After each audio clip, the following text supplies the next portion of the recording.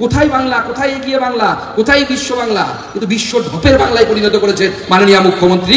তাই এই মুখ্যমন্ত্রীকে আর একটিও দিন দেওয়া উচিত নয়। কিন্তু গণতন্ত্রে আমরা গণতন্ত্রে বিশ্বাস করি, গণতান্ত্রিক পদ্ধতিতে বিশ্বাস করি।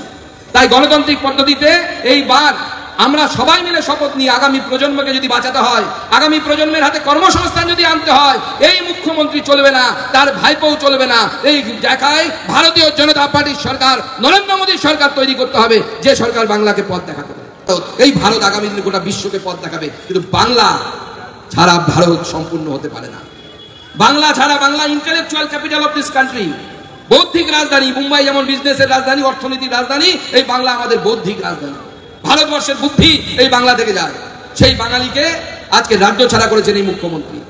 70 লক্ষ সরকারি হিসাবে 70 লক্ষ বাঙালি যারা বাংলার কথা বলে, বাংলার অস্মিতা নাকি রক্ষা করার কথা বলে, তারা অন্য রাজ্যে গিয়ে ডাল ভাতের বদলে ইডলি সাম্বার খাচ্ছে। দাদা বলতে পারে না, আন্না আন্না বলে বেড়াচ্ছে। কে দায়ী? মুখ্যমন্ত্রী। আপনি দায়ী। আর আপনি সেটা করছেন কি? আপনার ভাইপোকে মুখ্যমন্ত্রী করার জন্য। আর আমি আমাদের মাননীয় গৃহমন্ত্রীর কথাকে রিপিট করে বলছি যে মাননীয় মুখ্যমন্ত্রী, আপনি যতই চেষ্টা করুন, আপনার ভাইপো পশ্চিমবঙ্গের মুখ্যমন্ত্রী হবে না, হবে না, হবে না। আমাদের লক্ষ্য আমাদের প্রজন্মকে, আগামী প্রজন্মকে উপযুক্ত জায়গায় পৌঁছে দেয়া, সেই জায়গায় পৌঁছে দেয়া। আজকে সেই জায়গায় মাননীয় মুখ্যমন্ত্রী সেই রাজ্যকে কি করছেন? তার লক্ষ্য তার ভাইপোকে প্রতিষ্ঠা করা। সোনিয়া গান্ধীর লক্ষ্য তার ছেলেকে প্রতিষ্ঠা করা, রাহুল গান্ধীকে। হবে না। ওখানে পাপ্পু, এখানে আপ্পু, দুটোর কোনোটাই চলবে না। পাপ্পুও চলছে না, এখানকার আপ্পুও চলবে না। যতই তুমি জিম করো, ও দিয়ে কিছু হবে না। তাই বাংলার মানুষ ঠিক করে নিয়েছে, আগামী 26-এর নির্বাচনে ভারতীয় জনতা পার্টির সরকার হবে। ভারতীয় জনতা পার্টির সরকার হবে। এই বিধানসভা চন্দ্রিমা ভট্টাচার্য এখান থেকে যেতেন, তাই তো? আমি জিজ্ঞেস করতে চাই এখানকার মানুষকে, আমি হাত জোর করে জিজ্ঞেস করতে চাই, চন্দ্রিমা ভট্টাচার্যের বাড়ি কবে থেকে এই বিধানসভায় হলো? কোথায় বাড়ি তার? দক্ষিণ কলকাতায় বাড়ি। তো তিনি এখানে এসে আপনাদেরকে শাসন করবেন? আপনাদের নিজেদের লোক নেই? ভারতীয় জনতা পার্টির কর্মী সমর্থকরা আপনাদের সাথে আছেন। লড়াই করুন। আমাদের চন্দ্রিমা দিকে এইবার আমরা ফেয়ারওয়েল দিয়ে তার নিজের বাড়িতে বসানোর ব্যবস্থা করব। এই বিধানসভা নরেন্দ্র মোদী করতে পারেন। কি জেতাবেন তো? জেতাবেন তো? তখন বলেন না, আমার প্রার্থীটা পছন্দ হয়নি, এটা হলে ভালো হতো, নাক বেঁকা, এর কান বেঁকা। চলবে কি? একদম আপনাদের মনে রাখতে হবে, আমাদের প্রার্থী হচ্ছে পদ্মফুল। বিজেপির কোন নেতার, আমি তো নিজের জন্য অন্তত পক্ষে বলতে পারি, ওনাদের কথা বলতে পারবো না, আমার 1 পয়সাও দাম নেই। আমার দাম হচ্ছে 0।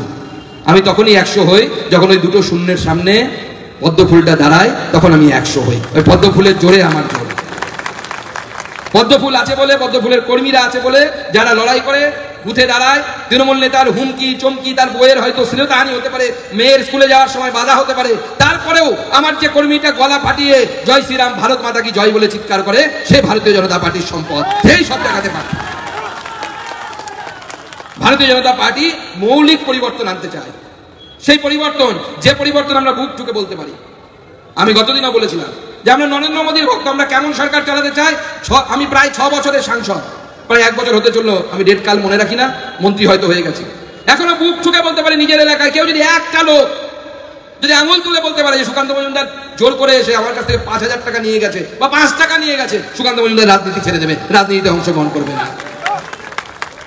আমরা বুক ঠুকে বলতে পারি যে নিজের সুখের স্বাচ্ছন্দ্যের জীবন, ইউনিভার্সিটির ল্যাব, এসি ল্যাব, নিজস্ব ল্যাব, তাদের পিএইচডি স্টুডেন্ট ছেড়ে এসে রোদে কালো হয়ে লড়াই করার জন্য রেডি হয়ে এসেছি। তার কারণ বাংলার মৌলিক পরিবর্তন আনতে চায়, এই বাংলাকে রক্ষা করতে চায়, আমার জন্য রক্ষা করতে চায়, সবার জন্য রক্ষা করতে চায়।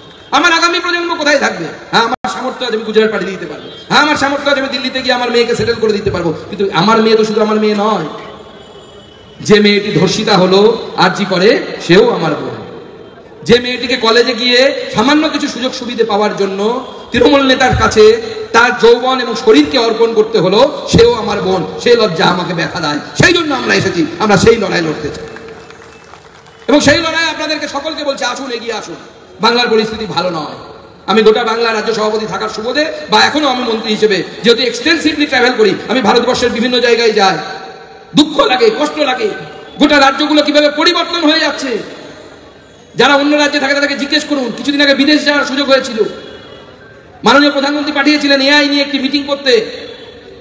স্লোভাকিয়ার রাজধানী ব্র্যাটিসলাভাতে আমাদের প্রোগ্রাম শেষ হয়ে যাওয়ার পর ওখানে জাগুয়ার কোম্পানি আছে, যারা জাগুয়ার কোম্পানির গাড়ি বানায়, ডিফেন্ডার বলে বড় গাড়ি হয়, সুন্দর গাড়ি, অনেক নাকি তার দাম।